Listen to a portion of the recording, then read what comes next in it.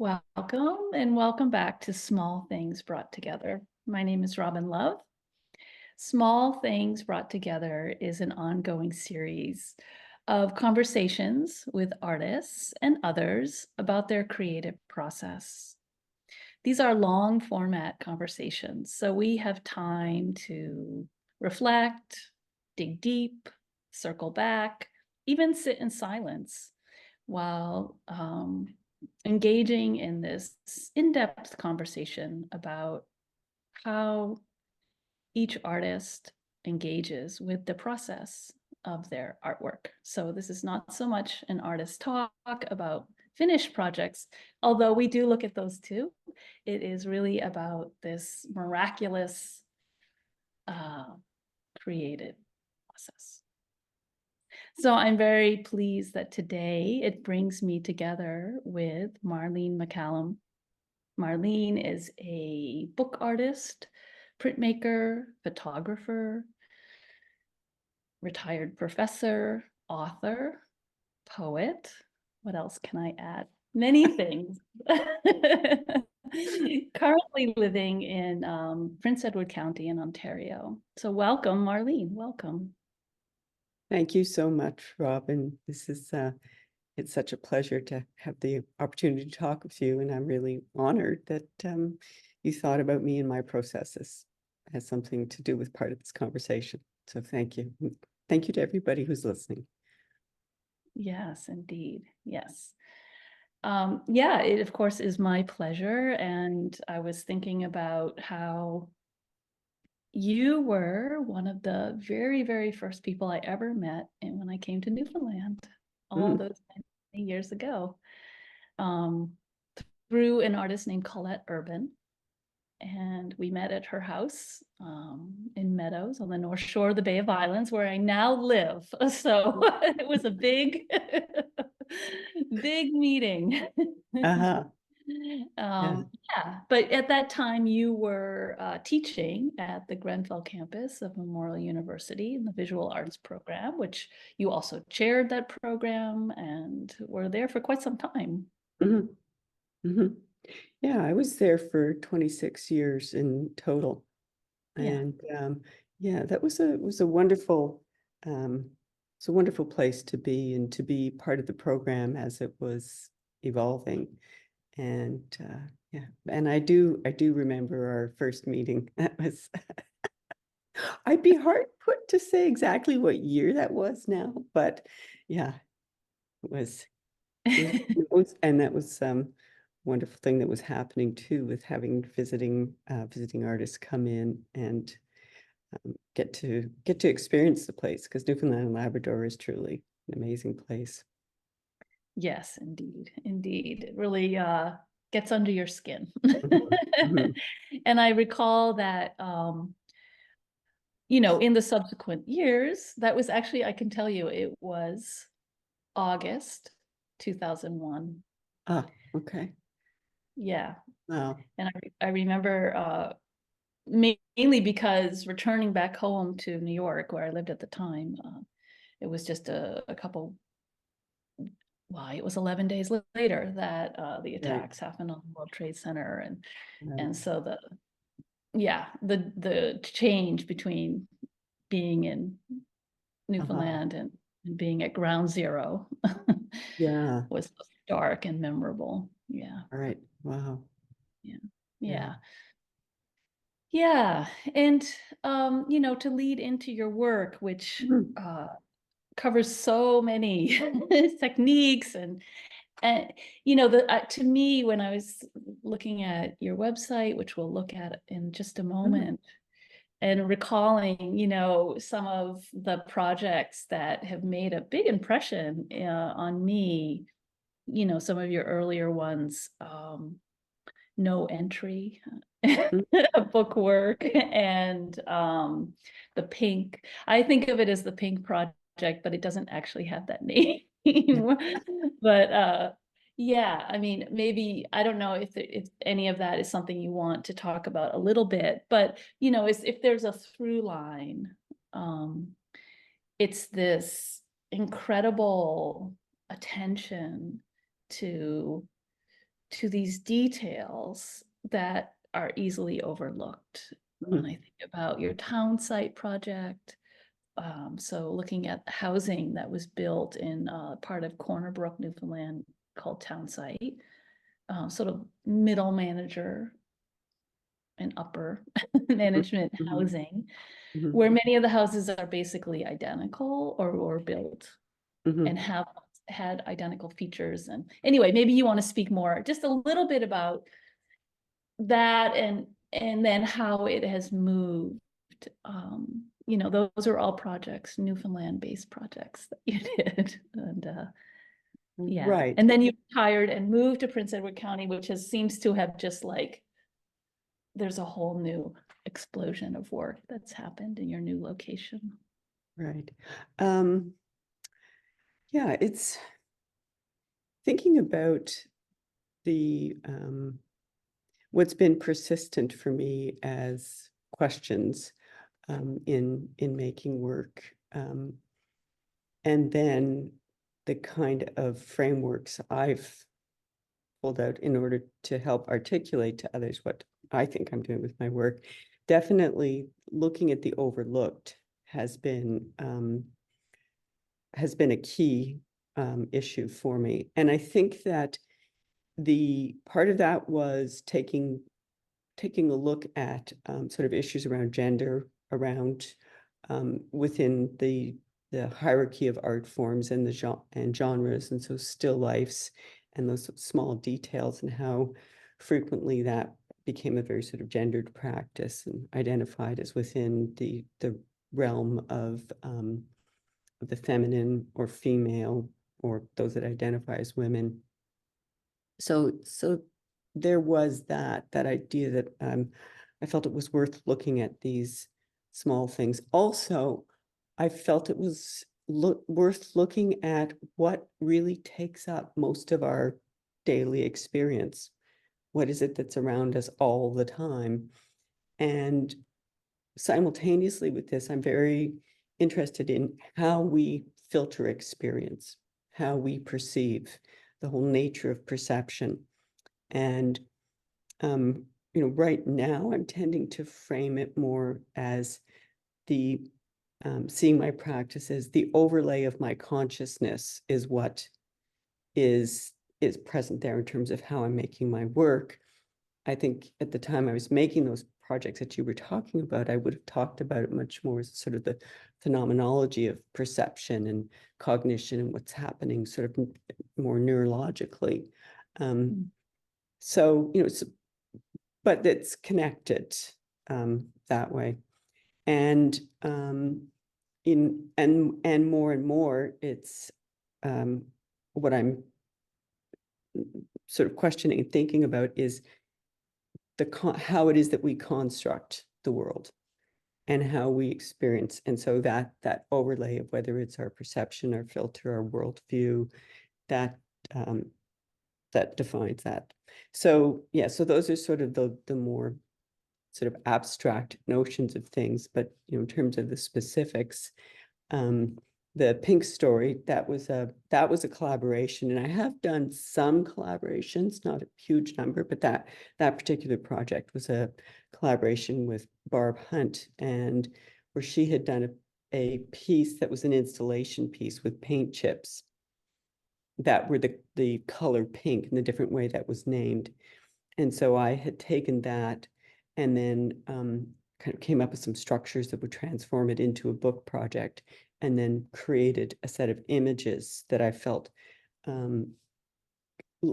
looked at the issues, but from a different perspective. So that, that was that one. So it was a 2-volume piece. The Townside House project, that was a really, I was very fortunate that a number of people let me photograph in their house. And you're right, there was several homes. The architect, Andrew Cobb, who designed that, and there was 4 different models of homes. I think there was like about 140 different homes, and there was for skilled laborers, management, middle management, upper management. And yeah, so there was a lot of definitions or, parameters around who got to live there and who didn't get to live there. So I photographed within my home, and ultimately I think it was 6 homes in total that were the same model. And that led to quite a range of work. And it was a very uncanny thing to be in buildings, that homes that are structurally the same, or maybe a mirror image or slight shift, but yet are very different. But I also grew up in suburban Montreal in a housing development. And so that phenomena was there. So it harkened to a sort of a childhood memory of that kind of the lived spaces. And so considering that, yeah. Yeah, I feel like I can recall many conversations over dinners about like what is home, Mm, what makes home. And, as you just mentioned, growing up in outside of Montreal mhm. and coming to Newfoundland, which, I would put in the category of often overlooked places itself. Yeah. Uh, yeah, and there's just such a strong dichotomy, I guess you could call it, of like people from there and people from away. There's that whole Mm, term, come from away. And mhm, and one is frequently reminded that we are not from there, mhm, sort of on an almost daily basis. mhm, And mhm, so I often think about how the sort of benefit of that being the come from away is the capacity to see things mhm, that other people who have grown up there just don't notice. mm, And thinking about what you shared also about how do we construct our world, and what is it about our perception that, you know, obviously I can also come at this from, my yoga perspective and my Zen perspective, and sort of that investigation, which is, you know, related but different, but, sort of how, it's hardly a new thought, but, we sort of see what we expect to see. mhm, And, and I think of your work as like disrupting that, you know? mm, mhm. Yeah. Yeah. Yeah. Yeah. Well, maybe what I'll do is I'm going to make you the host now so that you can share your screen. Okay. And yeah, and I do want to talk about what you started with, which is some decision making that you've done around even just the processes that you use. Mhm, And this idea that there is some gendered aspects to those in this, and I was thinking about, oh, when you said that, like, oh, there's something about reproduction in there. mhm, You've chosen things mm, that allow there to be multiples mhm, as mhm, opposed to the sort of singular, I could even lay a word on it, heroic, mhm, mhm, object that the tortured artist makes in their studio. And, yeah. working in a print studio is a communal thing. It's not, Mhm, often mhm, most people don't have a personal uh, print studio. And you certainly working at a university, it was a communal experience. And yeah, mhm, dark rooms, all these things, they sort of have, yeah, this other implication. mhm. I think in terms of process, that's though I now that you're raising it, I can look at aspects of, let's say, print and some, historically some of the things that we might see as um, this sort of tending towards a more intimate scale, that type of um, aspect of it. I think in terms of the thinking about, is what we perceive or what we create and the gender relate, it was more the content or the kind of imagery. I didn't Mhm. think so much of print and that way, but that's thank you for introducing that notion, and I'll let that one sort of float around a bit more. Yeah, but working with print processes, and I suppose I tend to just say I'd say I'm an artist, and then I'd say I'm a visual artist, and then I'd say, and I work primarily with print. And why print? I think that it is because it's a process that you work through. There's always a response from the process. You always see it's a mirror to what you're doing. There's a lot of editing. There's a lot of sort of reflecting back. So some of the very things that for people make it that they're kind of puzzled as to why would I want to do something that feels so long and such a laborious process, and so maybe circuitous, or that those are exactly the qualities that I like. That it's that awareness of the gesture. The print process never does anything on its own. It only does what you asked it to do. Except sometimes you don't know what you've asked it to do, and then you're really Yeah. surprised when you see. Right. It doesn't always answer. Yeah. It's like, oh, that's the question I asked. Thought it was different. But so yeah, so I've worked with print, and there is the fact that it's multiple producing, which has a lot of there's a lot of implications to that and possibilities around that. One of which is allows you to experiment with different ways of manifesting something. So and I do the way I work is I do a lot of proofing. I create a lot of models. I work through, so my work's always quite slow and long. Yeah. And I learn what the piece is by making it. I'm not very good at pre-visualizing or pre-conceptualizing. I'll sort of start from something usually very sort of straightforward or literal, and then I'll attempt that and go, oh, that's not what I'm trying to do, and yeah, work from there. So in retrospect, it always sounds like it was more clear that I knew what I was doing, but no, that's only how we talk about it, right? So yeah. Right, Yeah. right. In hindsight, yeah. Yeah. Yeah. That's interesting because yeah, I guess,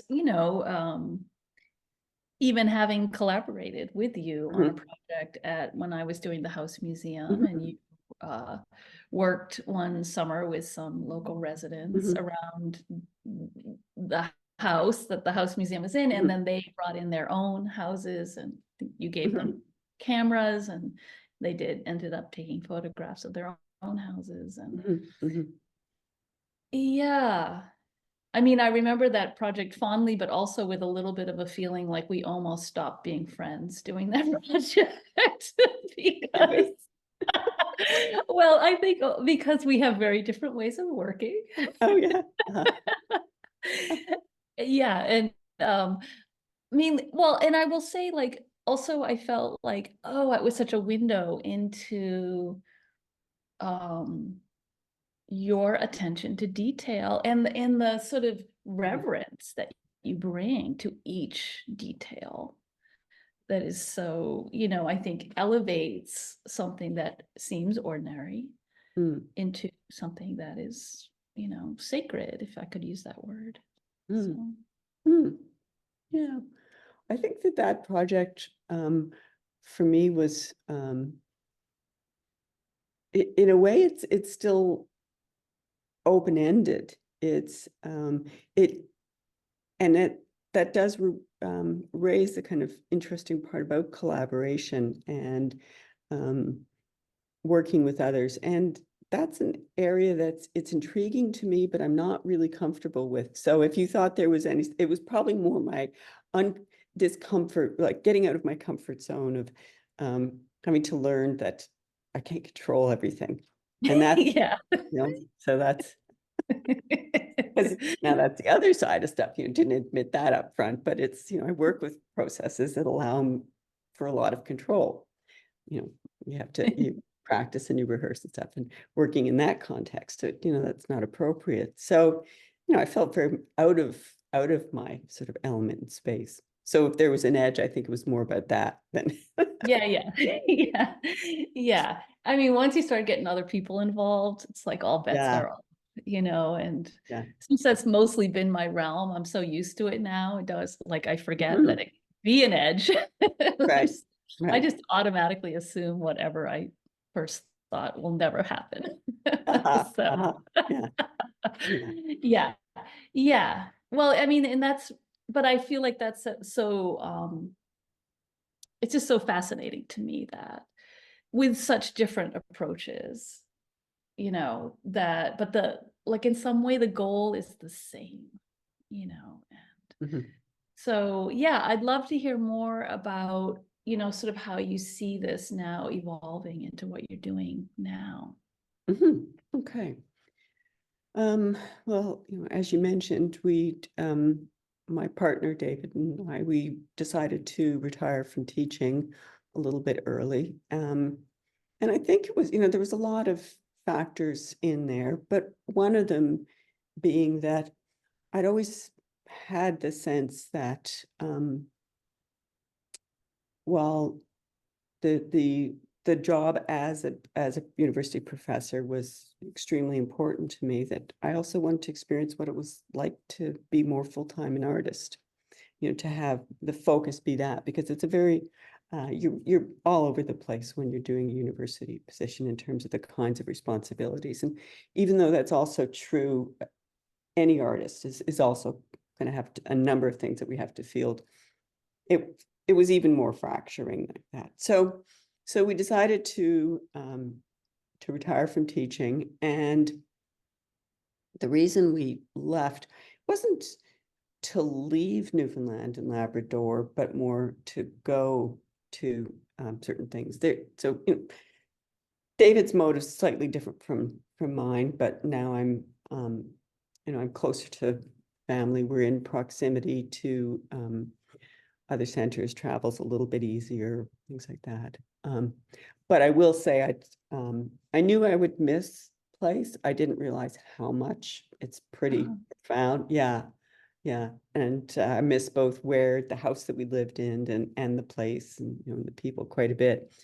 Um, but so we ended up in Prince Edward County, and we moved our studio, we moved all of our presses and everything. And then there was a bit of a process of getting things set up.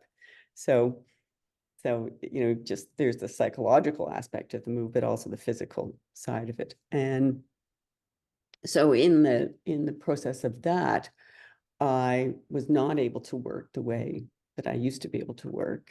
That those things were they were sort of in pieces and laying about. And David was working incredibly hard to get those spaces built. But so what happened was that one of the first things that we had set up, because we have a couple of inkjet printers, so those were in a way more accessible to using. It was faster to set up. So um, so the first work that I made here was work that happened sort of in response to being here.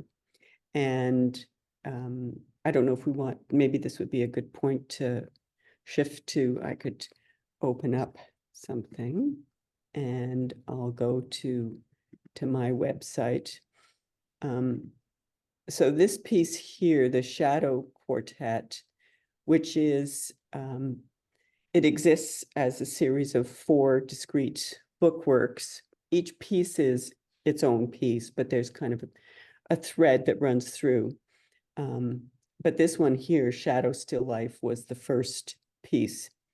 And what had happened was a cedar waxwing flew into one of our very large picture windows and died as a result of this.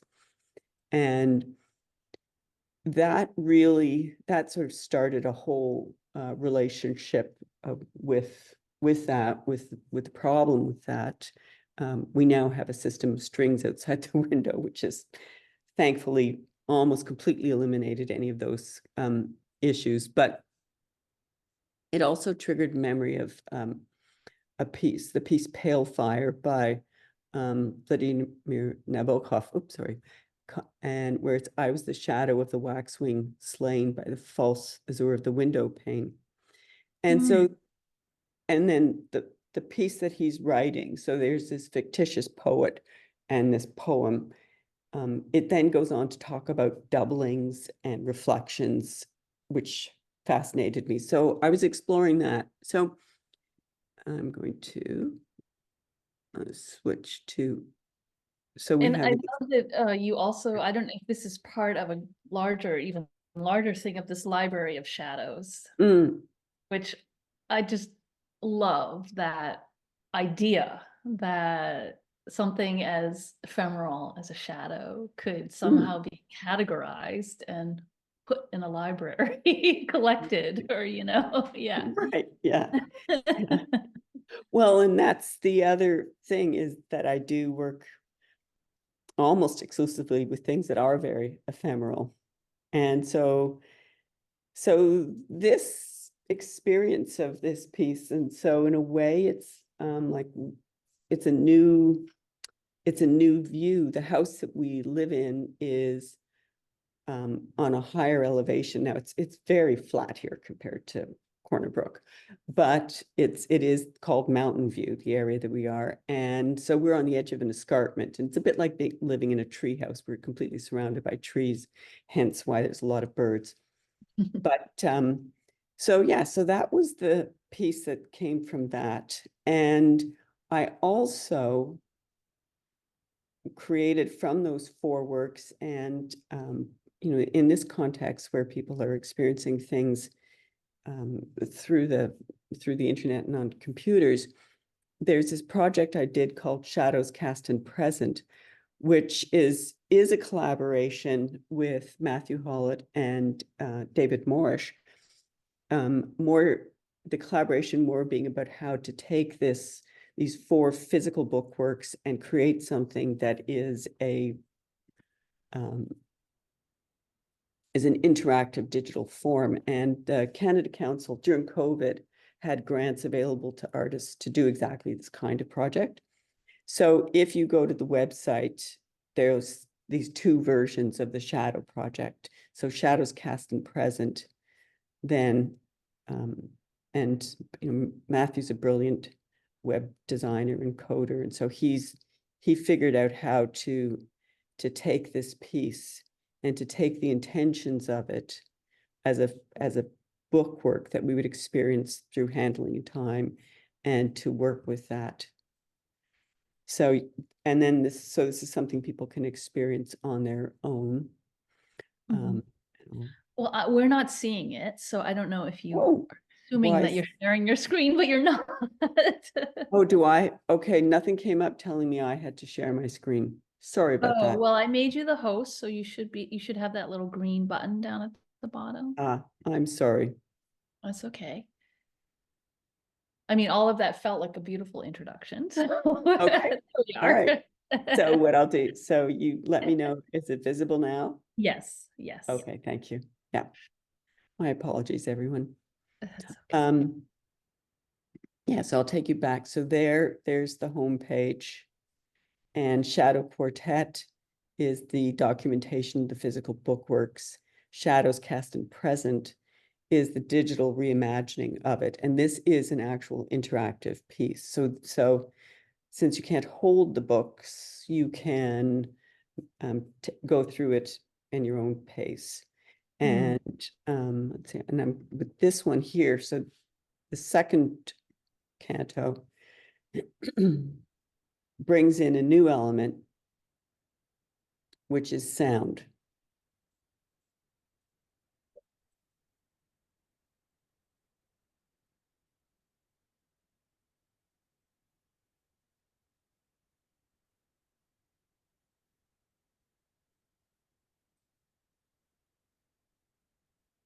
Are the pages moving on their own, or are you doing something? As I scroll down.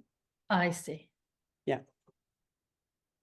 So what I did with this piece, so I'll stop and go back, was to bring in sound. There's both recordings that I was making, and then that's me playing the piano. which is something that I've played piano pretty much my whole life, but have horrible stage fright, so it's never been a public thing. So I was able to bring in sound as well as the interaction. And so David helped me with creating the sound component, and Matthew did all of the transforming the idea of the interactive book into the digital format. So yeah, so that was the starting in, I think it was we moved here in 2016. It was 2018 before Still Life was created. And then over the next 3 years and so into COVID, was creating these, and the final piece was Travelogue. So this is the fourth in the final, so 2021. And this one there's a lot more writing in this one. And you mentioned the fact that I'm also working with writing, and words and text is definitely something that's come into the practice more and more. I would describe my work as being primarily visual, but I do bring words in, and I'm interested in poetics, in the poetic form. And this is my version of the Stations of the Cross in a way, which is, yeah, that idea of this sort of traveling through life from that process of when we become aware of our mortality. So we're moving both through the cycles of daily life, but we're also moving through the cycles of life. So, and that's also available to see in the digital iteration of the piece as well. And this piece was really difficult to make. It was difficult to make because of what it was about, because of working with poetry and feeling really, really insecure about presenting my words as a much bigger part of the work. So that aspect of it, there's the last poem there. As I was working on this during COVID, and I was also walking. And I've always walked quite a bit. Strangely, moving to a county, what I didn't realize when you're living on county roads is it's not actually very comfortable to walk on them because of the speed and everything. So I would go to a trail at the southern point of the county, and I would walk along there, and then I would stop at Lake Ontario and I would make a photograph. And okay, now I'm going to go into here. And at the end of, I'll open this one here. Let's see, I want to close this. Well, maybe you're seeing stuff I don't. Yeah, I don't know if there's any way around it, but that's okay. Our eyes are on the image. Okay, yeah. So, so this image in particular was actually one of the first ones. So this image was made on June 5th, 2020. And I would photograph at the end of every walk. And I wasn't thinking of this as an art project. It was what I was doing to mark the end of a walk. And after a few years and sort of this gathering of images, then I started to switch sort of my content, so to speak, to work with this conjunction of the, oops, like, that's weird. Oh dear. But yeah, to work with, I'll close this, go back. And so I've made a couple of pieces that are about being at the lake's edge. And if anyone has access to Instagram, you can see these. Sleepwalk is one of them, and that's this piece here. And this piece, I also did a presentation about it. So if you put my name in and YouTube, you'll actually come to the there is it's about 18 minutes, I think, this one, that talks about the development of the piece as well as, you know, what the piece is about. And it's all these sections, it's 7 sections. Each section deals with a different kind of flux and that happens at the edge of the lake. So Well, we can put a link in the description to this episode, to your Instagram and to that video, so people okay, can go right. fantastic. Yeah. Yeah, yeah. And it looks like, I just want to kind of pop back to something you were talking about in the previous one, the shadow quartet was, you know, you were talking about your approach that you were including poetry. Sounds like really for maybe the first time, so directly incorporated in the visual. Is that correct? Oops, first time-ish.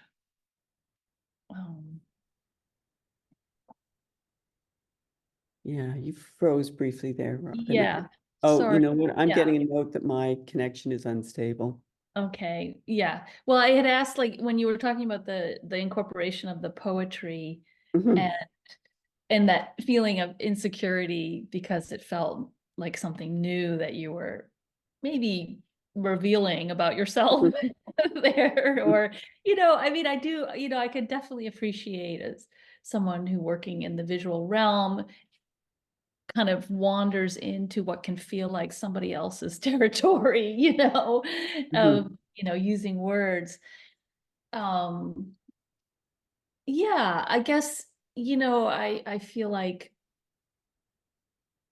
the care and consideration that's, you know, throughout all of your work, I feel also in the poetry, you know, these are not epic poems, these are not wordy stream of consciousness, these are like very concise in their way, you mhm, know, collections of words. And in the Water's Edge series also has words. mhm. I mean, you could say they are a poem. Do you say they are a poem? Um, I suppose they are. That is like literally the kind of form of writing that they are.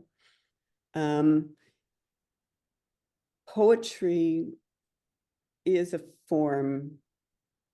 It's a highly conventional form in the sense that it's very structured, and there are conventions which make it very interesting to work with, but also place a lot of parameters around it. And I take a lot of liberties with that. So whether what I do would be perceived by others as being poetry, but I very rarely will have just the text. It's almost always integrated in with the image. So I'm thinking of the words and the space of the image as operating together. And I'm actually going to go back to the Instagram because I think there's a particular piece.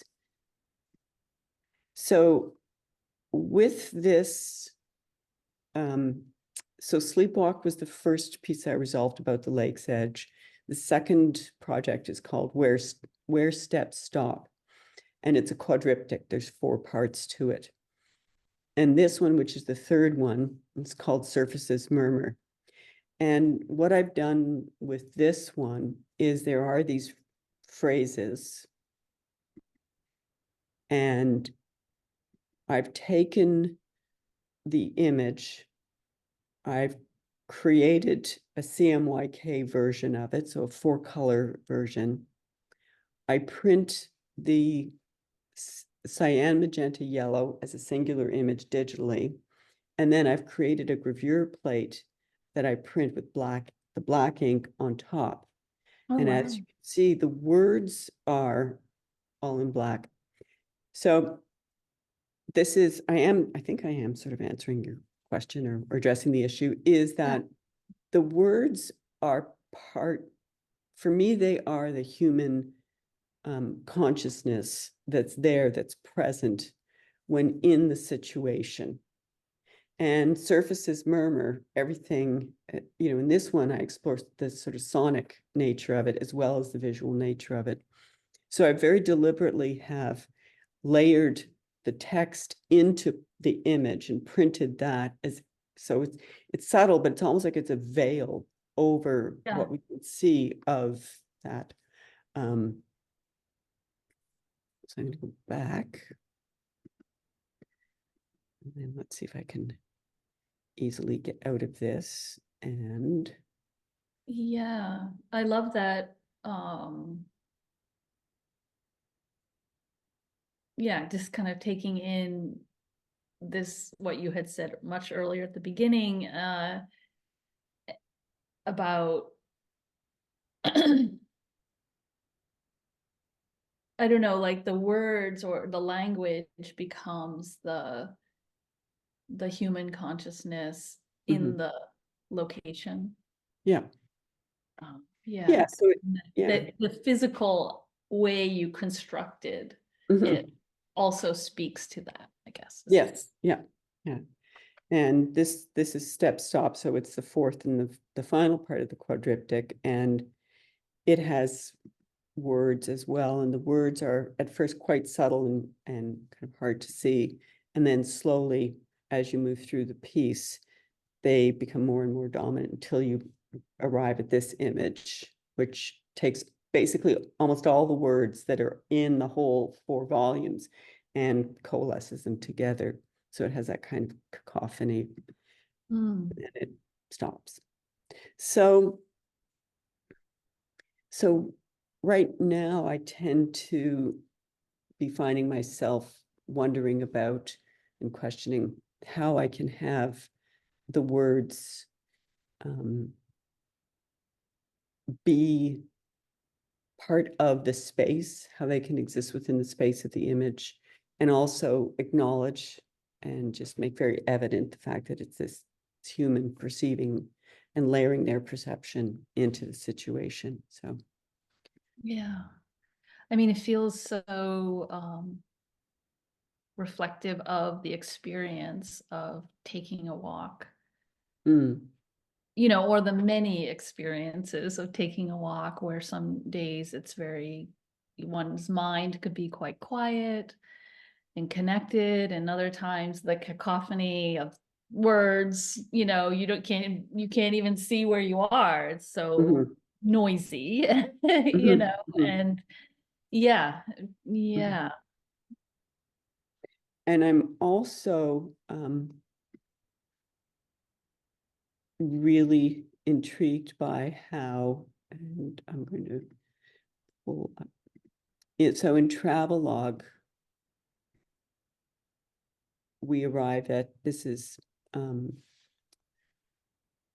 first station, and what happens is there's actually, you see an image of a gutter of a book, and then, but what happens is it actually is physically, you can open it. There is this split. Oh. So, and this is in the poem, talks about the dream of Medusa. And when you read it, the poem, it reads across, you can read across the lines. When your hand moves in and opens, what you realize is that each side actually forms its own poem as well. And they have contrasting psychological implications. So that kind of writing is really intriguing to me. It takes me absolutely forever to figure out how to do it, but it, yeah.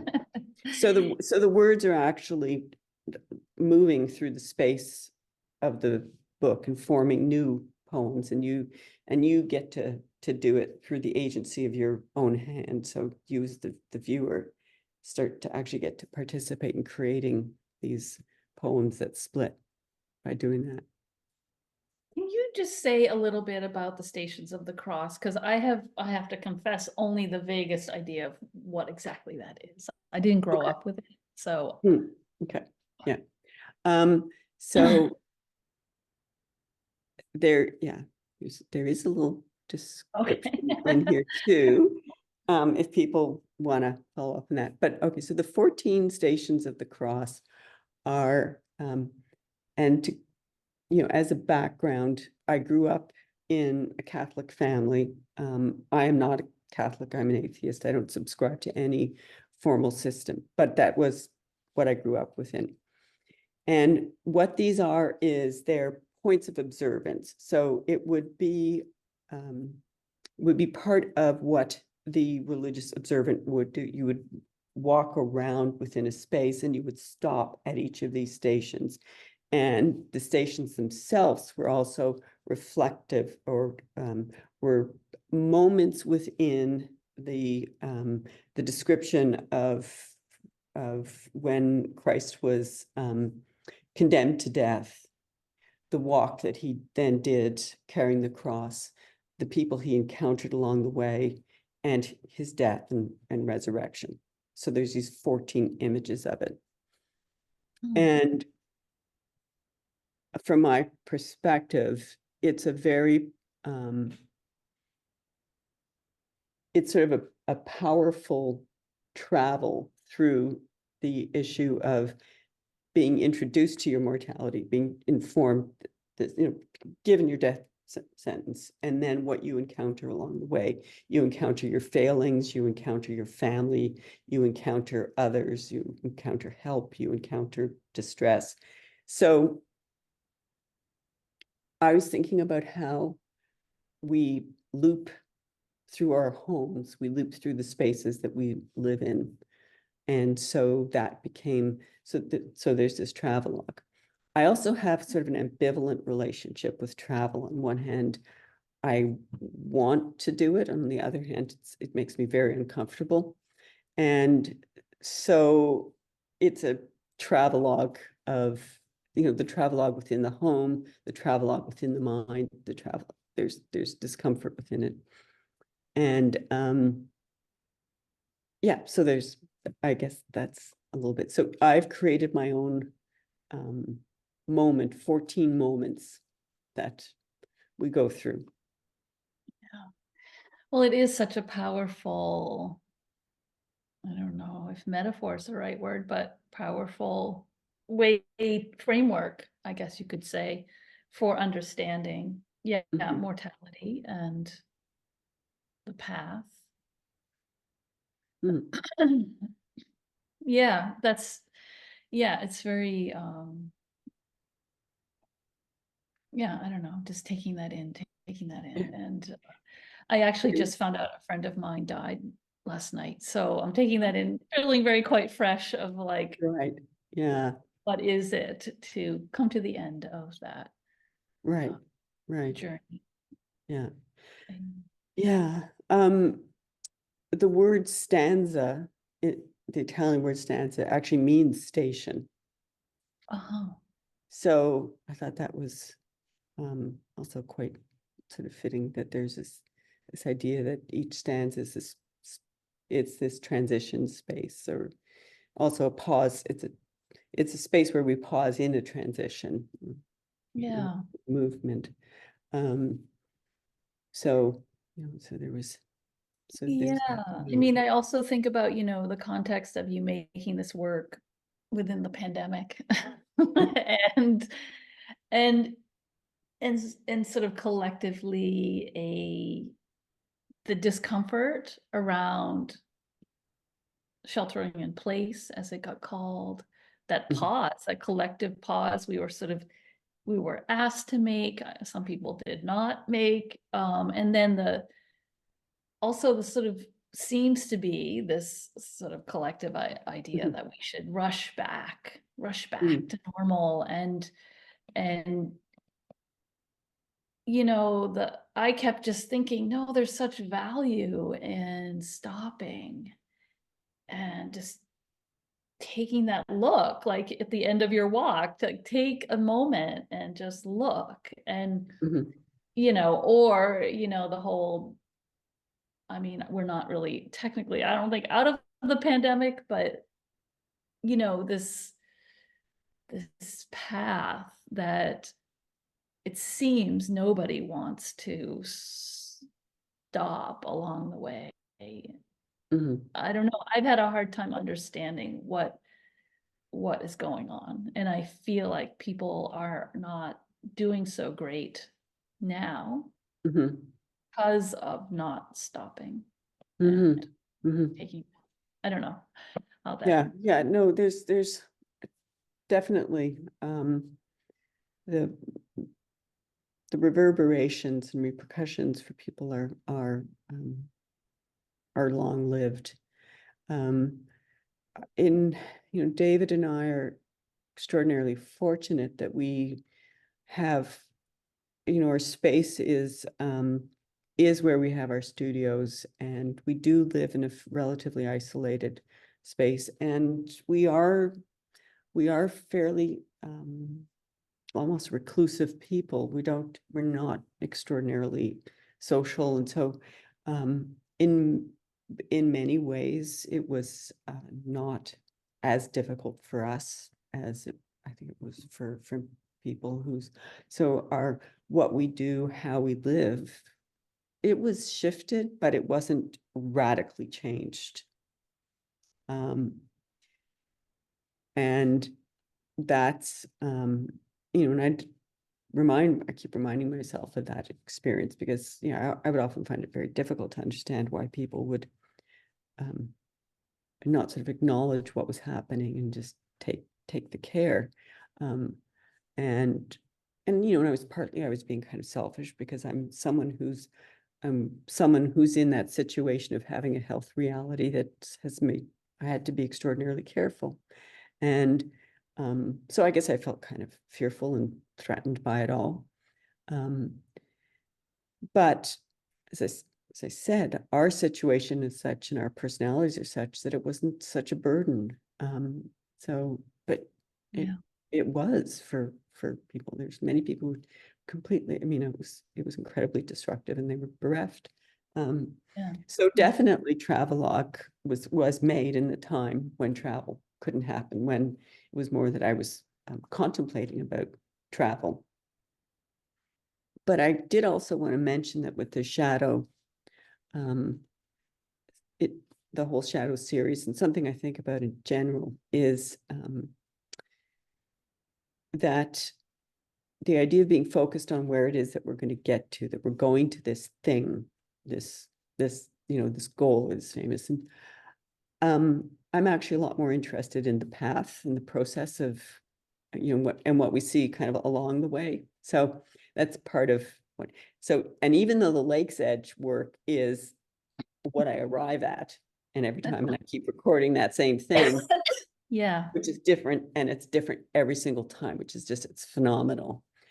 But with Travelogue and with the whole shadow quartet, the idea of the overlooked or dismissed is there. It's there in the titles. So each piece is titled to reflect a creative form where that genre is a dismissed. So still life. So within the history of visual arts, still life was considered the kind of less important genre. The second one, graffiti, sort of the attitudes about, in terms of public art and graffiti and the perception of that as being something that's actually, from some people's perspective, a defacing as opposed to um, looking at it differently. Incidental music. So incidental music is the music that's sort of between the scenes. It's the bridging music, so it's incidental, it's less important. And then travelogues, historically, in terms of writing, have not been given as a form of writing, given their due. But I think of there's many writers creating absolutely amazing pieces that are about travels. So that's part of um, yeah, yeah. a layer of what that project's about. Oh,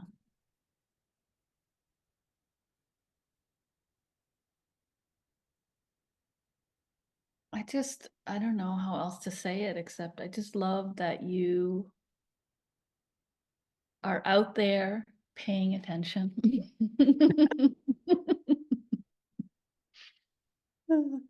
Yeah. I mean, I don't know where that yellow color comes from, but it's wild. It's algae. Oh, is it? Yeah. So the first volume, when watercolors, is the 4 summer months. So this is June, and That's there's how we July. know you're not in Newfoundland anymore, because I don't think June gets counted as a summer month. Yeah, and it's a lake. It's Yeah. lake water. It's a huge lake. That's August and that's September. Mm, But yeah, mm. making this work has been, I've every piece is a learning process, and this um, learning what a lot of my attitudes or assumptions. I thought of the lake as kind of like this big static thing, and it's not. There's nothing static at all about the air, water, or ground. And it was just extraordinary to really see how much it would change every time. And yeah, and so all of the images that are in that series are from basically probably within about 10 to 20 meters of the same spot. That's Yeah. pretty, yeah. Yeah. I mean, such a powerful reminder of impermanence and that change and change, yeah, Mhm, mhm. is not a bad thing. Yeah. And then there's, yeah. Um, Yeah.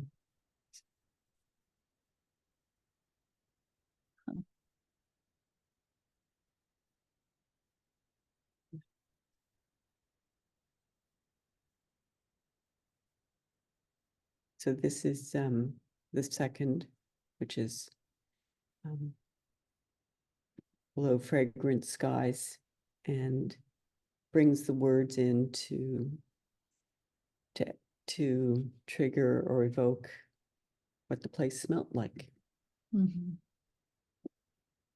and has these very sort of large scale letters, but printed. They're almost more visible in the documentation of it than they are in the piece. They're letterpress printed in extremely transparent inks over the images. So they're kind of, and there's a little bit of an embossment. Oh, That one maybe gives you a little better yeah. sense of it. Huh. But yeah, so not only does the place feel different, look different, but it smells different, sounds different. Yeah. Yeah. Yeah, and the range of color Mm, is wild. mm, Hmm. Hmm. So much to just take in and consider. And, I also think about, I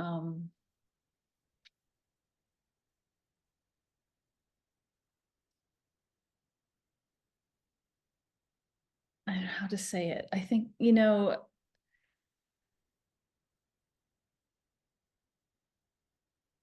I have such an appreciation for people who live their whole life in one place. mhm, And we were talking about when you're a come from away, and the experience of like kind of that was kind of inspiring of the house museum was this, I was seeing all these amazing things about Newfoundland, and then I talked to Newfoundlanders and they'd be like, what? you know? mhm, And, you know, uh, I've not had the experience of like being born in a place, staying there my whole life, and mm, dying in a place. I've moved around, and but I so there's something so just powerful about how one gets connected to the land. mm, And in a colonized place like North mhm, America. And um, yeah, what does it mean to be connected to the land? And I felt during the pandemic, even though I live in one of the most beautiful places on earth, I believe. There were times when I just look out my window and be like, I can't see it. Mhm. Like it's all I see is oppression because I'm Mhm. trapped here. You know, Yeah. I couldn't leave. Mhm. And yeah, but there's a richness to actually having all of that experience, the, you know, the sort of awe and wonder and the like, I can't see it, is oppressive, you know, and returning to the awe. I don't know. I feel that in your work also, whether it was Town Site or Mhm. the Lake Edge project or Shadows or, you know, you're also your corner project, Mhm. you know, just there's something about, yeah, just sticking with something because actually everything is right there. You don't Mhm. have to go far, which I think is maybe what the travel log idea is like. Well, Mhm. do you have to get on a plane and go somewhere? Or is it actually just like right here, you know? Mhm. Mhm. Yeah. What do you? Yeah, I think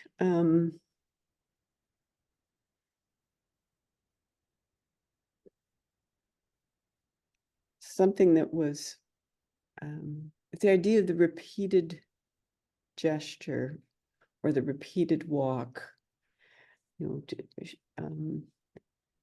I can walk the same trail an endless number of times and find it interesting.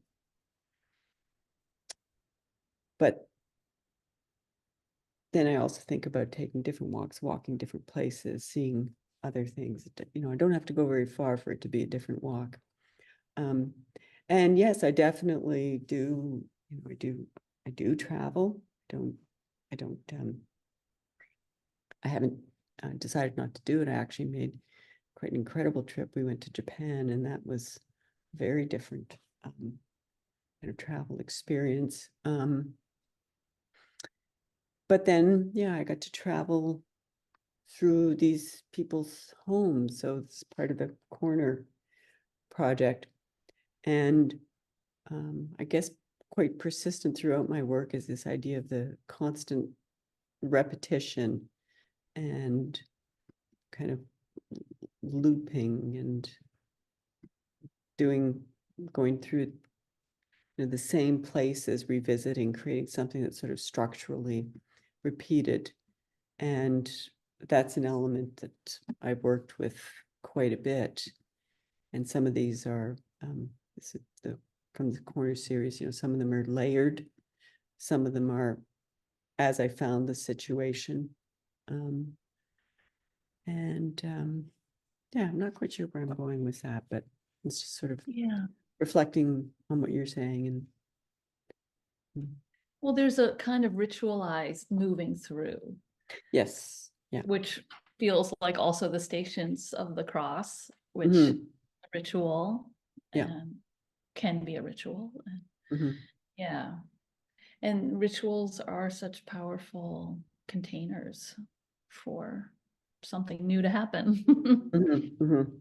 Yeah. Mm, yeah.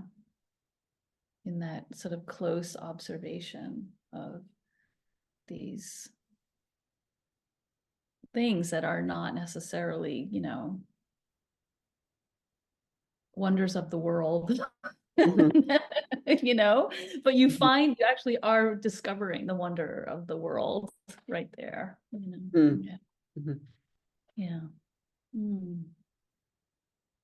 Well, is this a okay place I think to say? so. Yeah, Yeah. like, oh, so much, so much. My heart is full. Well, thank you. Do you Yeah. want to stop the share? Yeah. I think that's, yeah, no, I really appreciate the conversation and how we've moved through pieces. And so, and much like the way I choose to work, also having these kind of conversations, it's sort of, it's giving me a chance to see my work through a different perception. So I appreciate that. Yeah, yeah.